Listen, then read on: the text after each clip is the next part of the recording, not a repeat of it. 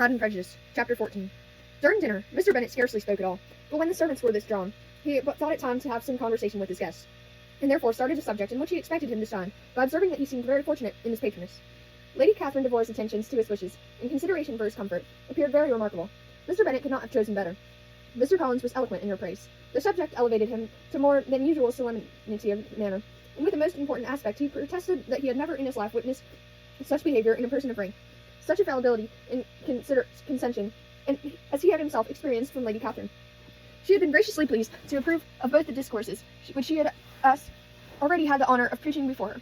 She had also asked him twice to dine at Rosings, and had sent for him only the Saturday before, to make up her pool of quadrille in the evening. Lady Catherine was reckoned proud by many people he knew, but he had never seen anything but fallibility in her. She had always spoken to him as she would to any other gentleman. She made not the smallest objection to his joining in the society of the neighbourhood, nor to his leaving to his parish occasionally for a week or two, to visit his relations. She had even condescended to advise him to marry him as soon as he could, provided he chose with discretion, and had once paid him a visit in his humble parsonage, where she had perfectly approved all the alterations he had been making, and even vouchsafed to suggest some herself, had some shelves in the closets upstairs. "This is all very proper and civil, I am sure," said Miss Bennet, "and I dare say she is a very agreeable woman. It is a pity that great ladies in general are not more like her. Does she live near you, sir? The gardens in which stands my humble abode is separated only a lane from Rosings Park, her ladyship's residence." "I think you said she was a widow, sir. Has she any family?" "She has one only daughter, the heiress of Rosings, and a very extensive property." "Ah," cried Mrs. Bennet, shaking her head, "then she is better off than many girls. And what sort of young lady is she? Is she handsome?" "She is a most charming young lady indeed. Lady Catherine herself says that in point of true beauty, Miss de Bourgh is a far superior to the handsomest of her sex, because there is that in her features which marks the young woman of distinguished birth. She is unfortunately of a sickly constitution, which has prevented her making that progress in many accomplishments which she had not otherwise failed of, as I am informed by the lady who superintended her education, and who still resides with them. She is perfectly amiable, and often condescends to drive by my humble abode in her little phaeton and ponies. Has she been presented? I do not remember her name among the ladies at court. Her indifferent state of health unhappily prevents her being in town, and by that means, as I told Lady Catherine myself one day, has deprived the British court of its brightest ornament. Her ladyship seemed pleased with the idea, and you may imagine that I am happy on every occasion to offer those little delicate compliments which are always acceptable to ladies. I have more than once observed to Lady Catherine that her charming daughter seemed born to be a duchess, and that the most elevated rank, instead of giving her consequence, would be adorned by her. These are kind of little things which please her ladyship, and it is a sort of attention which I conceive myself peculiarly bound to pay." "You judge very properly," said Mr. Bennet, "and it is happy for you that you possess the talent of flattering with delicacy. May I ask whether these pleasing attentions proceed from the impulse of the moment, or the result of previous study?"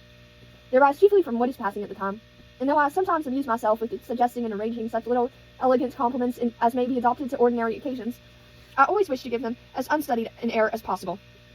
Mr. Bennet's expectations were fully answered. His cousin was as absurd as he had hoped, and he listened to him with the keenest enjoyment, maintaining at the same time the most resolute composure of countenance, and except an occasional glance at Elizabeth, requiring no partner in his pleasure.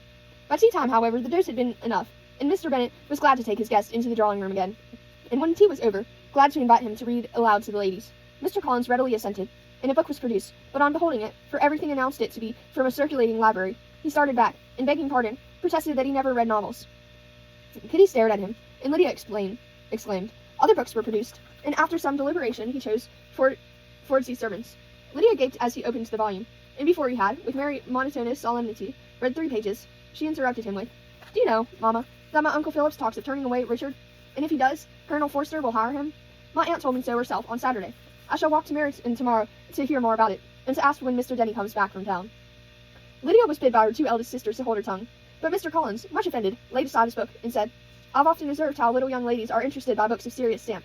They're written solely for their benefit. It amazes me, I confess, for certainly there can be nothing so advantageous to them as instruction. But I will no longer importune my young cousin." Then turning to Mr. Bennet, he offered himself as his antagonist at backgammon. Mr. Bennet accepted the challenge, observing that he acted very wisely in leaving the girls to their own trifling amusements. Mrs. Bennet and her daughters apologized most civilly for Lydia's interruption, and promised that it should not occur again, and if he would resume his book, but Mr. Collins, after assuring them that he bore his young cousin no ill will, and should never resent her behavior as any affront, seated himself at another table with Mr. Bennet, and prepared for backgammon.